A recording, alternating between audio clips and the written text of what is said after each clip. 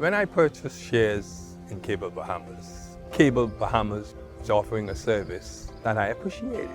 And I thought, seeing that it was something new on the block, it was interested enough for me to be a part of it. They have a chance to be the number one, particularly in mobile field. You have already earned the right to be the next provider. You've earned that from Joe Public, from the Bahamian people. The former Prime Minister steps in on the Baha matter. A grieving father remembers his murdered son. Plus, police on the streets in Nassau Village after a string of killings. We've got those stories and more coming up tonight. I'm Dana Smith, and NB12 starts right now.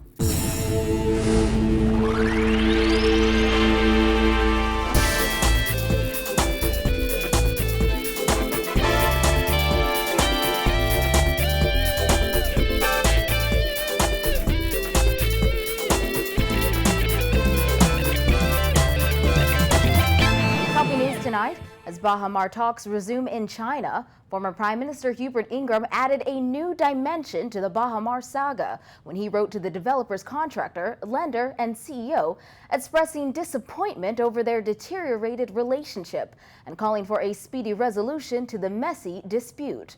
While one member of the Christie cabinet said he found Ingraham's intervention commendable and blasted opposition leader Dr. Hubert Minnis for failing to display the same level of political maturity. Vonnie Toot reports.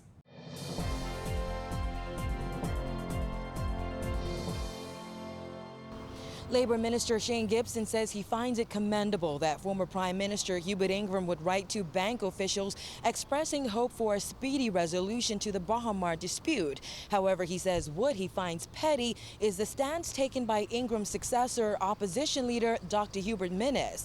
Gibson says Minnis once declared in 2012 that the Ingraham era is over, but at this point, Minnis should be taking a page out of Ingram's book. When you look at the possible implications, very serious implications that this project or the failure to deliver on this project would have on the country as a whole.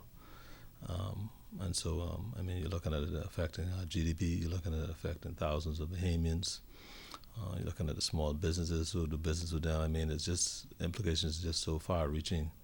And when I listen to the leader of the opposition continue to talk about dealing with this from a level of maturity, perhaps he should speak with the person who he said era was over and get some advice on how he should be dealing with these types of matters. In a letter to Chairman of China State Construction Engineering Corporation Yun Yi and Baha CEO Sarkis Ismerlian, Ingraham said it was with the greatest disappointment that he learned of the deteriorated relationship between Baha and China State over the stalled project. In the letter dated July 6, Ingraham wrote, "This has brought all construction work on the project to a standstill, resulting in the layoffs of as many as 2,000 Bahamian employees of Baha. Further, this has resulted in the non-payment to hundreds of Bahamian workers, subcontractors, suppliers, and service providers to Baha, with negative effects on the employment of thousands of additional workers." Ingraham's letter continues, "I write to express my hope that the tremendous goodwill that made these important business undertakings by China State in the Bahamas possible will be preserved and aid in the timely resolution of all the disputes between China State and Baha, so that this important project, which is now so near completion, can be finished and opened." Gibson says he had hoped opposition leader Dr. Hubert Minnis would take a similar stance instead of attempting to use the Baha crisis for political gain. I thought it was very interesting, and I guess you could say it's commendable. The only thing that shocked me about that is I thought that that would be a position that the leader of the opposition would have taken, rather than trying to continue to play petty politics, because I would have thought that that would be the first thing he would do, is to try to reach out to all parties and to try to see how he could encourage them to have this put behind us as quickly as possible. Prime Minister Perry Christie invited Minnis to meet with him on Baha in a letter dated June 30th. Minnis said Christie was a no-show. However, the Prime Minister dismissed that claim, asserting Minnis showed up with a delegation of opposition members. Since then, Minnis has asked to be a part of Baha negotiations. However, Gibson said he doubts Minnis's input is required at this stage. And I've heard about prime ministers meeting in certain instances with leader of opposition.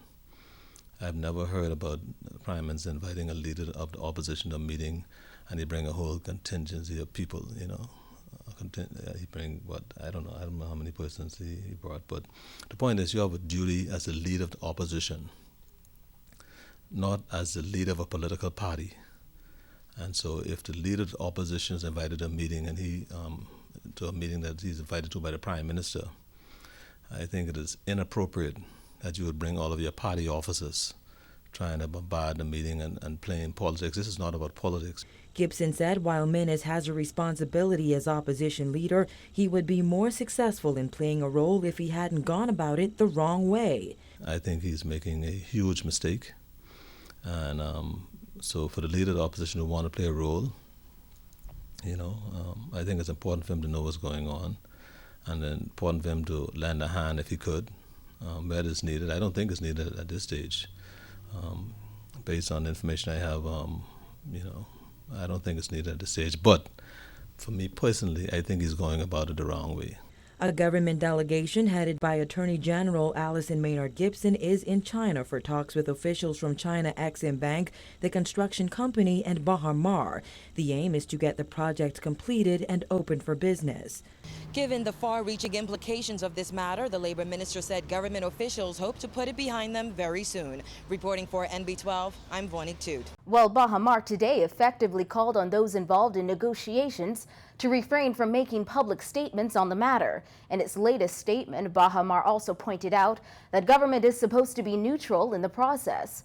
Baha Mar said the developer and government recognize the importance of successfully opening the resort as soon as possible, and it appreciates government's efforts to try to help all parties work together. It added, as government made clear in communication with us, the discussions are between private parties, with the Bahamian government volunteering to be neutral in this process. Baha Mar said, since the discussions are between the private parties and the sensitivity of their content is critical to being able to try to work towards a consensual resolution, Baha Mar plans not to make any public statements on the discussions as they occur, and, if at all, until they are concluded.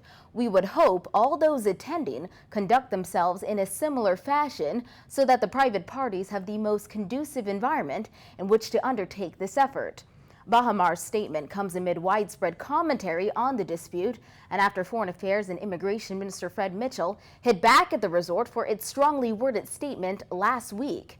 Mitchell charged that Baha Mar CEO Sarkis Ismailian has got to be crazy to come to the Bahamas and talk to its leaders any kind of way. Mitchell called Baha Mar's statement last week a personal attack on the Prime Minister, adding those who do not approve of the way the Bahamas does things are free to find the door. In other news, the families of 3 people murdered over the weekend showed up at Princess Margaret Hospital's Rand morgue this morning to identify the bodies of their loved ones. It was the sad end to a bloody weekend in the capital where 3 men were gunned down in separate incidents. The father of 21-year-old Omar Stirrup, fighting back tears, told NB12 how he got the news.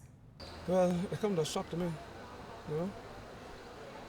I wake up like around 10 something when I come to the house, and everybody started telling me my son dead, so I was like, I couldn't believe it,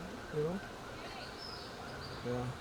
Stirrup, who became murder victim number 79 for the year, was gunned down outside a restaurant and bar on Carl Road, just off Claridge Road, early Sunday morning. His father said his family now has the heartbreaking task of preparing to bury his youngest son. Yeah, well, we plan to get the body released and then try and get the funeral home. It's the best option we have. On the heels of those weekend murders, including one in the Nassau Village area on Friday, police carried out a walkabout in the area this afternoon, going door to door to speak with residents. Simone Davis reports. Police say in areas like this, where the crime rate is high, they wanted to make their presence felt and help alleviate the fear of crime in Nassau Village residents. Sandra Roll has lived in Nassau Village for nearly 30 years. Though she says she does not fear for her own life, Roll told us she fears for the lives of the young men in the community. My concern is the killing and the shooting and the joking up. That's my concerns, and I need for you all, at least I need for they to stop it. Parents, talk to your children. keep them safe. From I was living in this area, nobody never bothered me. So I could feel safe. But then it's the ones out there, not me. They don't bother me. And how long have you been living in this community? But some 28, 29 years somewhere. Today's police walkabout comes on the heels of 3 murders reported over the weekend. The first victim was 30-year-old Jason Major, who was gunned down in front of his mother's Nassau Village home. Roll said she knew him personally. She described his death as a senseless killing. Another resident said as a young man and a father, he doesn't feel safe at all in the neighborhood he's lived in his entire life. He said he would hate to have to move because of crime and had this message for criminals. Lack of protection. When they say lack of protection, you have like, I'll say about this community is built of just family. And they say built of family, I could break in my neighborhood today and my cousin could be over there living and they see that. I could get away with that. You understand me? So we need firm things in this community where us what could help the police. Yeah, so don't lie. So it's best you just straighten up your life and fly right. That ain't making no sense. You can't. Velma Adderley said she believes those who don't live in the community are the ones who often commit the crimes. She added that the issue of crime is not a political one, and crime prevention starts in the home with the parents teaching their children right from wrong. I've been in this community for 46 years. All the people in here, the young boys and the elder set, they called me Grammy. I had no problem with the boys then. Only since the locals home then come and build in the property and this here. And the boys don't come from Pinewood Garden, Camp Road and things like that. They just come and destroy everything, but not the Nassau Village boys. I am 75 years of age. I had 9 kids. Before I dress up or I eat, I feed my children. You can't blame the politician. You can't blame the police. It's the mother and father. Assistant Commissioner of Police Stephen Dean, who led officers from door to door speaking with residents, said this is the 3rd area that police have visited in recent weeks because it is one of the toughest areas. He said because of the high crime rate, most residents were reluctant to answer their doors when police knocked. We are responding to the residents' call that they want to see more increased police visibility. They want to see more police presence. They want to see the police tackling some hard issues that they're being complaining about. And I can tell you over the past weeks and into today's date that we have been mounting a number of operations in these areas and a number of areas in New Providence. We have made some successful arrests in these areas. Despite all of that, we will still have 1 or 2 incidents, but the key thing is that we are targeting some prolific offenders who tends to hide out in areas such as these, believe they will go from under the radar, but we can tell you that we are seeking them all out. According to the Nassau Guardian's records, the murder count for the year is currently at 80. Reporting for NB12, I'm Simone Davis. There's more news after the break, so stay with us.